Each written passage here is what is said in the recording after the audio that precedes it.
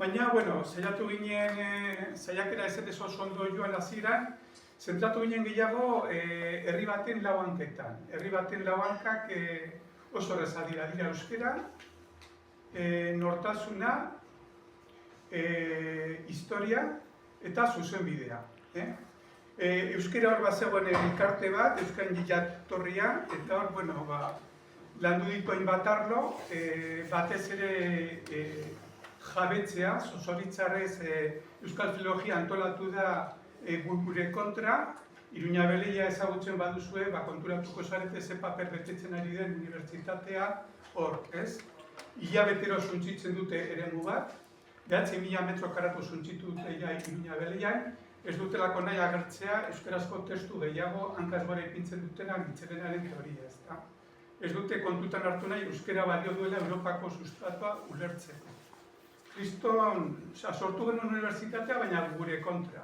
Hor daukagu historia bebai Gasteizen, ez duena liburu bat ere egiten, eta hor importantziak eman genion Felix Rodrigo Morak, baditu lan pilo bat, bata da Bagaudena, ez dakit asko zuetako asko igual ez duzu inoiz entzun, baina Bagaudak ezagutu barik ez da Euskal Herria ulertzerik, gaur egungo Euskal Herria.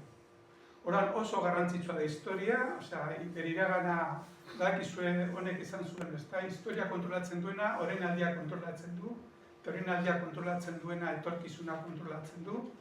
Eta historia funtsezkoa da, hor sortu genuen historia zalen taldea, egin ditu 4 bilkura, eta baitere, orain egiten ditugu bizita gidatu batzuk, nahiko interesgarriak, oroik lekuak, gomidatzen dizuegu, egingo azkena iparraldeko Zuberoko historia, Matalaz, baitere erromanizazio prozesua, Aitzola Altunak Bizkaiko Ertaroko historia kontatzen du oso ondo. Badure hor bizita batzuk, nahiko interesgarriak. Historia benetan, irakaskuntzan, lotxagarria da. Gaur egun ez da irakasten Euskal Herriko Historiaz Unibertsitatean, ez ikastetzetan.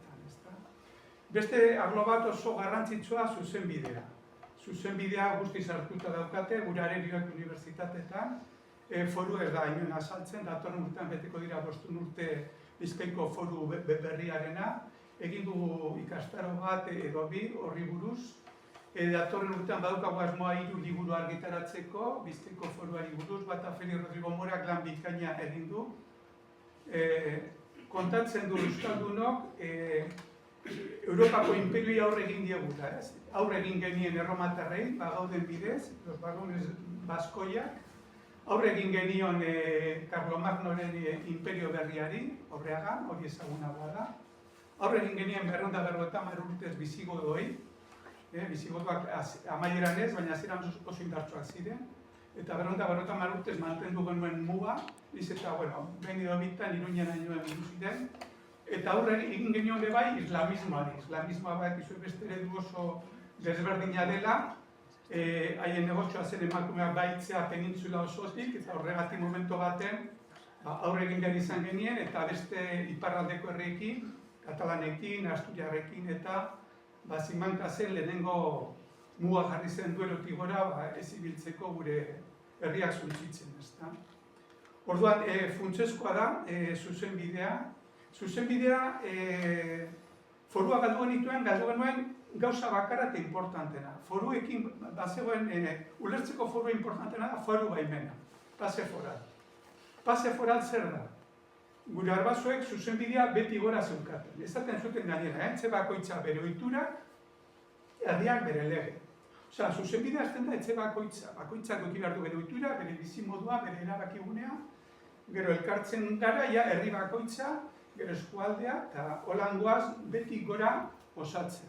Orduan, foru baimena ez da bakarrik Bizkaia Gipuzkoan zegoen Madriletik zetorrenean lege bat herriaren kontra paso egiten zutela. Ez, adiez Nafarroan, dago Nafarroko forua, baina Ibar bakoitzak berea zeukan ez bebai, Erronkari bazeukan berea, Salazarrek berea, beste bereak, hori gailentzen zen, hori oso garrantzitsua da. Oso argi zeukaten, kanpoti datorrena ona bada, ongetorria. Txarra bada, onartzen dugu, ez zuten konfliktu instituzionalik sortzen, ez zuten betetzen. Hori dana desagertu zen, oin lege guztiak datoz Europatik, eta Espainiak egokitzen du, eta Gasteizen egokitzen dira. Osea, foru guztiaren egitura da erabat herriaren kontra, erabat antidemokratikoa, baina erabat, ez dago nondik heldu. Eta foru baimenaren figura zen babesteko hori, eta 1800 da pikora arte babestuta egon zen. Orduan, zuzenbide ezagutzea ezinbestekoa da. Osea, zuzenbide ezagutzen ez badugu, gure historia ezagutzen ez badugu, gure euskararen jatorri ezagutzen ez badugu, eta baita ere euskaltzena oso ekimen garrantzitsu izan da Biltzarretik sortu zen, zuri da antropologia. Antropologia ere unibertsitateak hartuta dauka, gure baloren kontrako etengabeko mezuak sortzen dira, horren adibidez transgenerismoa bultzatzen ari dira, ematen du ez, baina haien helburua da suntsitzea irakurtzen baduzu Silvia Carrasco feministaren hitzaldia, Bilbon egon zen orain bikaina. Hor ulertzen da, hor atzean dagoen guztia. Konturatu bergara panorama erabat aldatu dela, Kissengerrek egin zuen txosten bat, gero publiko egin zen oin dela matiko urte, baina egin zuen oin dela 30 urte. Eta hori erabaki zuten, eugenistek gaiendu dira ja goiko gobernuan. Eugenistek erabaki dute natalitatea suntsitzea, hori gertatzen zegoen Euskal Herrian, dator politika herria zatitzeko mugimendu soziala sortu dituzte, eta emaitza ikusten ari gara Europa desagertzen ari da. Europa da giza eskubideen zehazka, giza eskubideak ez datoz Asiatik, ez datoz Afrikatik, ez Amerikatik. Joan dira, Europako mendebaldera jotzera. Hori Filip Rodrigo Morak nik ondo azaltzen du zergatik. Eta Euskal Herriko momentu oso egora larrian gaude, Asiatikok esan du, baina ez du Asiatikok esan behar denok ikusten dugu gure herrietan, 30 urte barruia gutxiengo izango gara gure herria, eta hori demografia izan beharko zen arazo nagusia, denok jarri beharko genuke aurrean zer egiten dugun, baina zatituten beste gizarte eskuma ezkerra, nazionalista, oen migratzaileen aldekoa kontrakoa, gizune emakumea, denetarik. Daramate beren urte herriak zatititzen gizarte ingeniaritzaren bidez. Oso ondo hor dauzkate eskola batzuk, baliabide guztiak dauzkate, inkluso Georgian ez dakigak izuen, egin arte, egon ziren harri batzuk jartzen zuten, konpromesu hartzen dugu munduan 800 milioi pertsona baino gehiago ez egoteko. Idatzi egin dute, akatu nahi gaituztela eper dira. Eugenistak momentu honetan agintzen dute munduan.